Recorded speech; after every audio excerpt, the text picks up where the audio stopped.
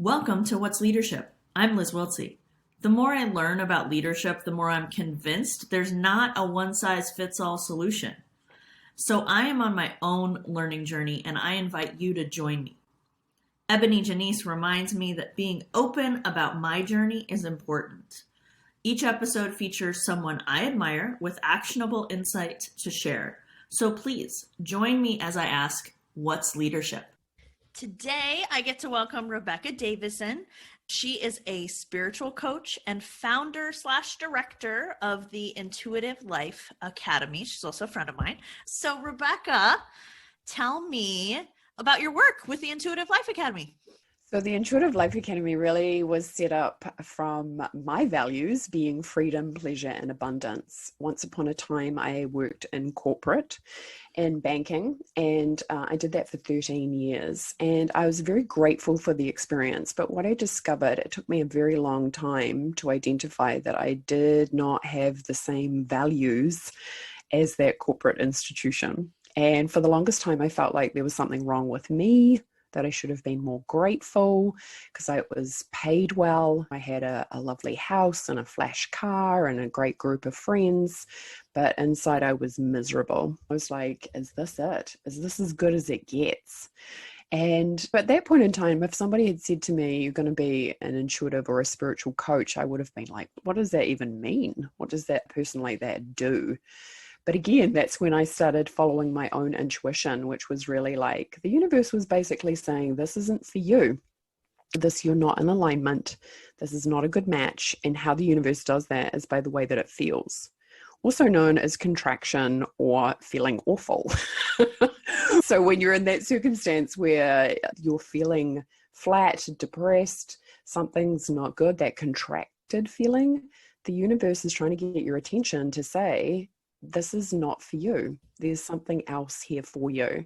And what we need to do is start cultivating the courage to start exploring that and going, okay, what is for me?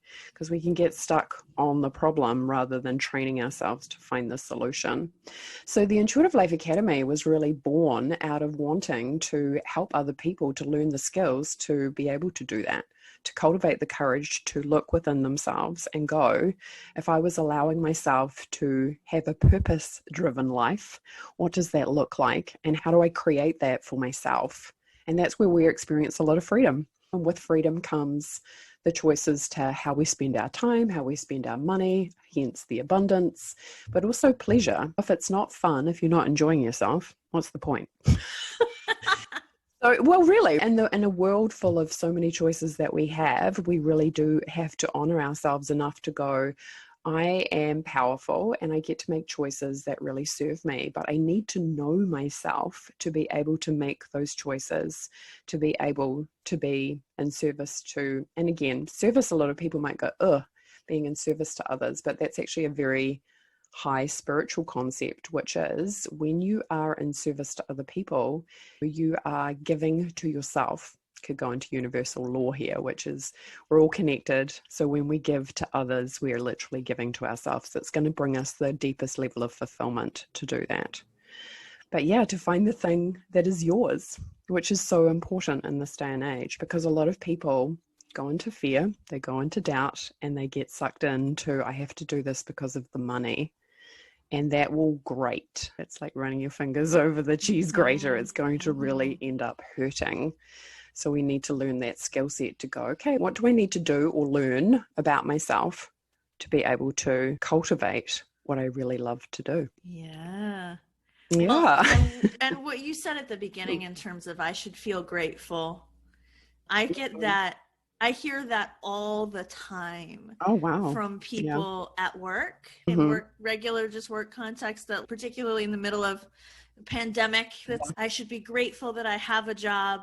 Mm-hmm. And so then the number of people I know that go to work with that feeling of Totally. And it is a frightening place to be, because when I was going through that experience, I was like, I have no idea what the solution is here.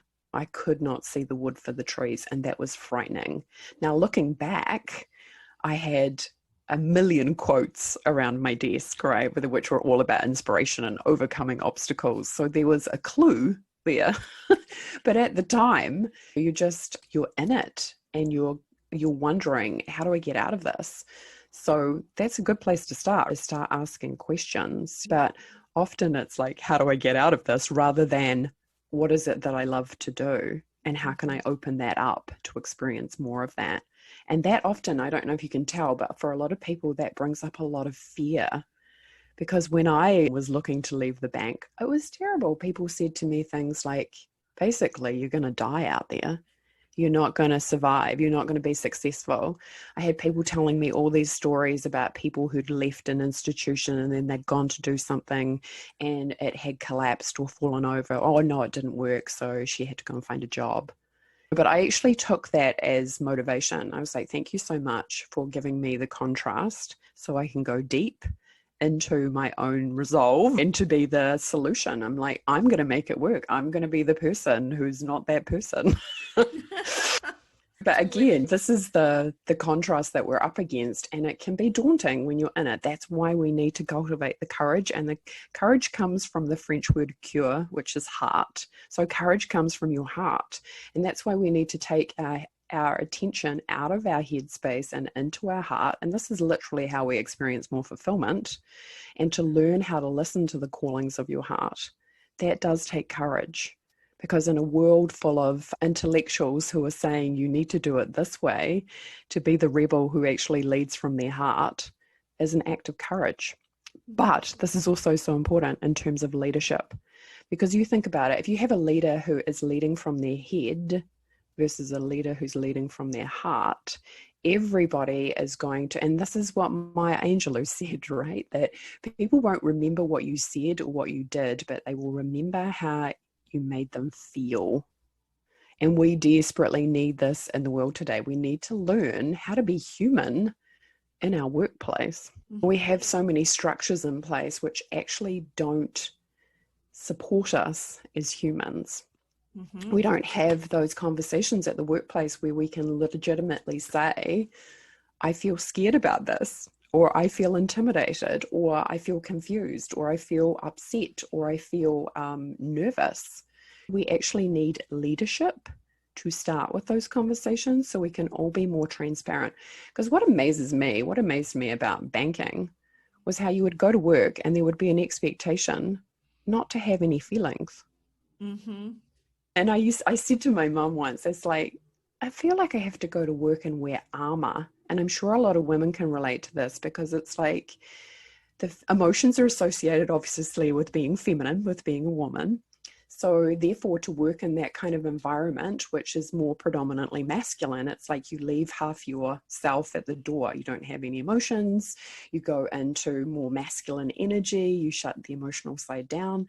So therefore, you're actually holding back a lot of potential, a lot of enthusiasm, passion, enjoyment, fulfillment by having to agree to these unspoken expectations.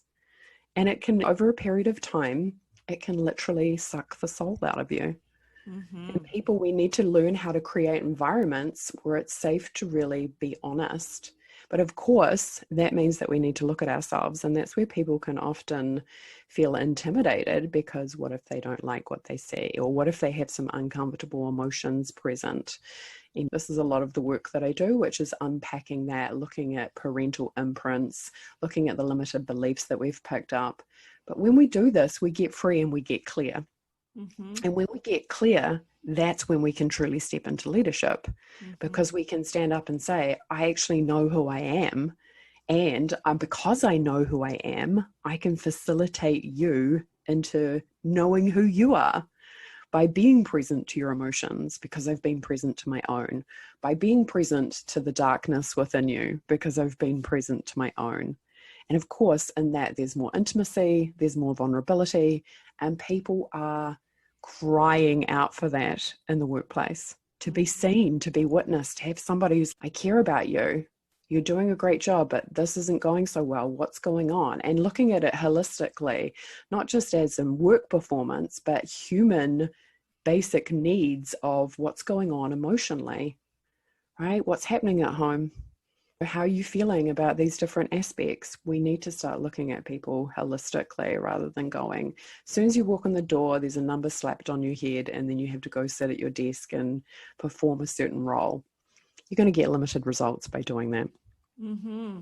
And what's a place that people can start getting at some of that from your standpoint? Yeah, so asking questions can be such a game changer, even when it comes to a negative thought process that you might be having, to even interrupt yourself and say, is there a different thought that I can think than this? Again, the standard, is it true? Is it kind? Is it necessary? That may be beneficial to some people.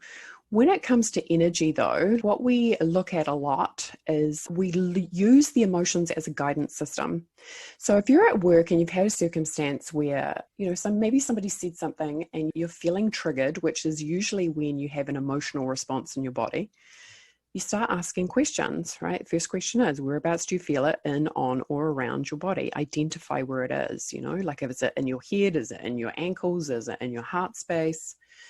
Once you've identified that, then you can ask, and again, you might not necessarily be able to do this in conversation. You might need to remove yourself and take some time to reflect, but make sure you do that. Make sure that you are proactive enough to go, I need to go and actually practice some self-care by asking myself some questions and taking some time to have some insight on this situation. Next question is, what age did I pick this emotion up?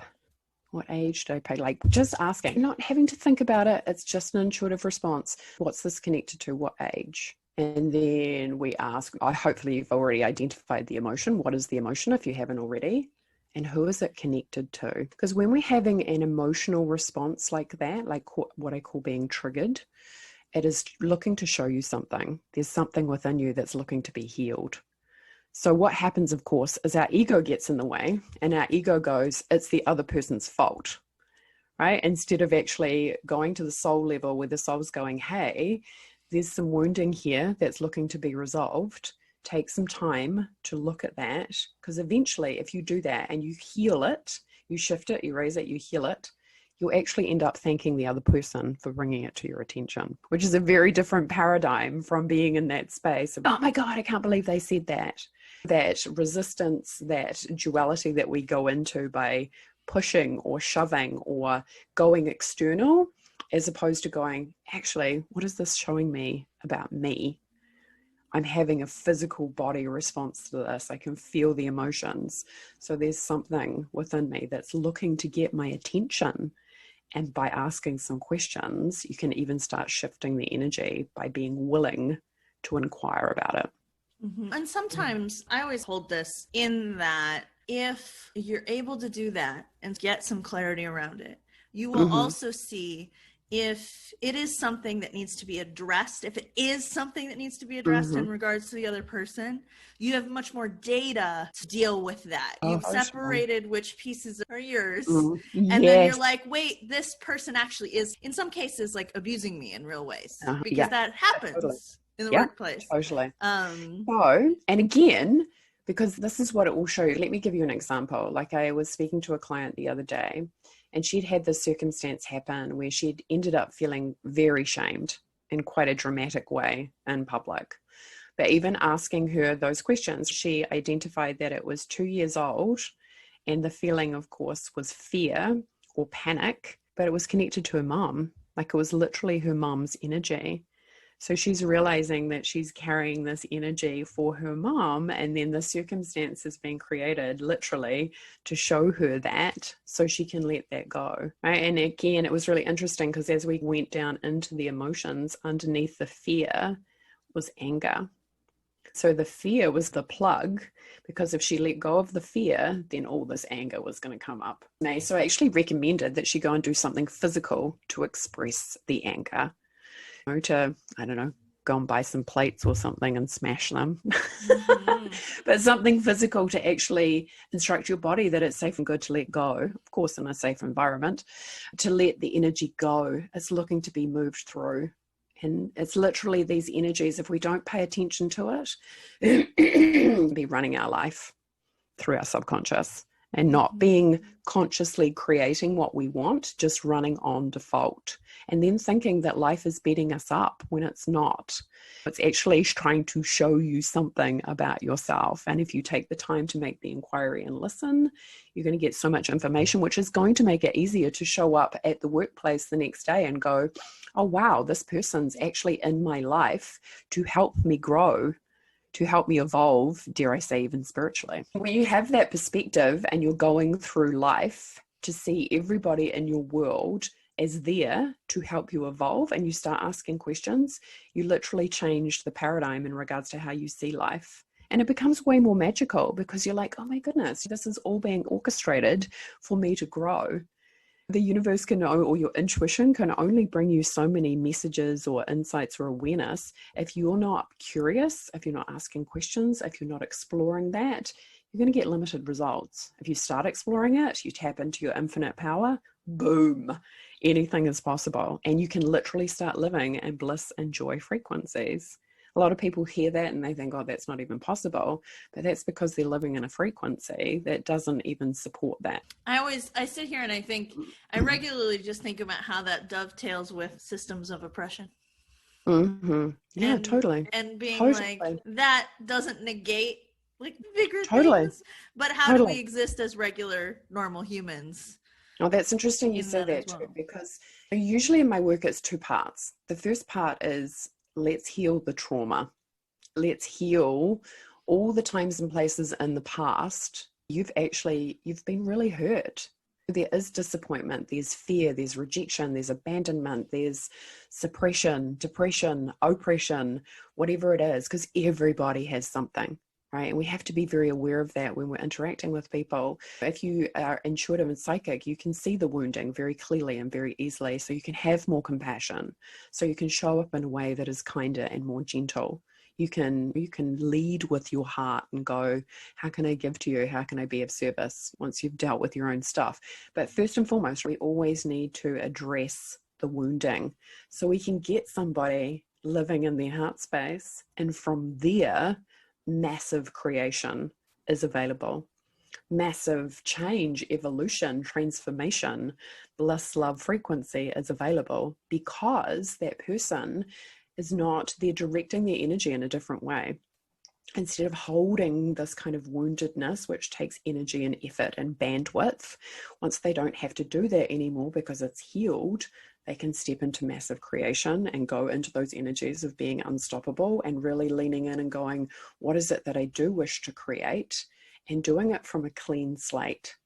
You think about it, if somebody's trying to solve a problem from woundedness, it's not going to be that effective because their emotional field is going to get in the way. We need to be so aware of this when it comes to solving problems in the world. That's why one of the best things we can do to change the planet is change ourselves. I know it sounds like a cliche, right? But it's true. If you are healed within yourself and then you literally go out and you're emitting a different frequency, that's going to have a positive impact on the people around you. Literally seen this happen where people have come to me, they've healed themselves, and then they call me up and they go, oh my God, you'll never guess what's happened with my mom or my dad or my brother or my son. And I'm like, yeah. And they think in some ways that, do you know what I mean? Like it's magic, and it's not, it's energetic frequency. You shift, everything around you shifts as well. It has to. So yeah, being willing to take ownership for your feelings and being willing to take those feelings into the workplace. And that these days is definitely an act of courage. How do you be the person who stands up a business meeting and is really vulnerable and says, I'm scared that my values are not in alignment with what we're doing here? Mm-hmm. How do you have those kind of conversations? So we are fundamentally getting to the root cause of what's really going on. And this happens in workplaces all the time. Have you ever been to a meeting where you can feel the subtext, but nobody's speaking to it? How many times have we had that happen? Like you can feel the dissonance in someone, or somebody's angry, or somebody's showing up late, or being passive aggressive, and we're not speaking to those things because we don't feel. We have to create a container where we're focusing on this particular thing. But if we just had a little bit of courage, and granted it may take a little bit of time, but once everybody's on board, it's going to create such a different dynamic, creative environment and loving environment where people can create something brand new. Now, the companies who have the courage to do that, they do get amazing results because they're focusing on the culture and making it safe to be a human. So what are you, the question I ask everybody, what are you grappling with? What am I grappling with? Oh, I don't know if it's a grapple, but it's been a very enlightening process. I think I've shared with you personally that my dad passed away about 3 months ago, not due to COVID, just he had complications with his health and it just deteriorated. But that process has been quite enlightening. I guess what I'm grappling with, though, is probably learning how to deal with particular people. I have had some limitations, I think, in my awareness in regards to how people, we just talked about this previously, like narcissistic behaviors, and how to help people who are narcissists, because everybody needs help. Narcissism comes from trauma. And I think it's easy, again, to get caught up in the problem of that person's a narcissist, so full stop. But that's not actually the solution. It's like, how do we need to evolve as a species to be able to find the solution to that kind of thing? Because narcissism is deeply rooted trauma. Obviously has hideous side effects in regards to how narcissists treat people. But you're just looking at that and going, okay, what is the next evolution of how do we help people who have developed those behaviors? Yeah, so I've been grappling with that a little bit in terms of going, what is the solution for that? How do we help somebody who is constantly trying to gain significance over others? How do we help somebody who literally can't hear you because their brain is wired in a different way, so they can't hear the feelings, they can't understand, they don't make it safe to be vulnerable? Because if you have a narcissist in the workplace, that's going to make it really difficult to create an environment where everybody feels safe, because they'll ride roughshod over people's feelings. They won't make it safe to share. And again, and we're crying out for this, we really need to start going, okay, well, what is the solution to that? Because it's just like the bully and the victim. Everybody often sides with the victim, but the bully needs help too. So we need to evolve our consciousness to go, okay, what is the solution to that? How do we help now? And the ironical thing about narcissists, of course, too, right, is they often don't want help because they see that as beneath them. Now, I'm grappling with that a little bit. If anybody's got information about, how to deal with narcissists effectively, I'd be very open to that. Because again, it's about creating safety with human emotions. And narcissists can't even do that for themselves, let alone offer that to other people. So what's the solution to that? Definitely. Rebecca, we could talk forever. I know, right? I know. What's important things to think about too? Like, even if you're going to work tomorrow, it's like, how do I bring a little bit more of my humanness to this environment? And even starting with love. How can I love my workmates more? They're doing the best they can with what they've got. If you've got somebody in the workplace who's triggering you, they're actually offering you a gift. So do the work to unpack it and look and see, what is it that they're showing me on a soul level about myself? Because it's actually looking to be healed. So just having those different perspectives can just open up more energy, more connection, and more intimacy. And we need that from our work. If we're going to be spending 40, 60, 80 hours a week doing that, we want to be doing it in a place of harmony or that contributes to our purpose, rather than feeling like it's pulling or we're in the wrong place. That's a beautiful place to end. Yeah, absolutely. Thank you so much. Full show notes from this episode and every episode are available at 4needs.work/podcast. If you're intrigued by this episode, please subscribe.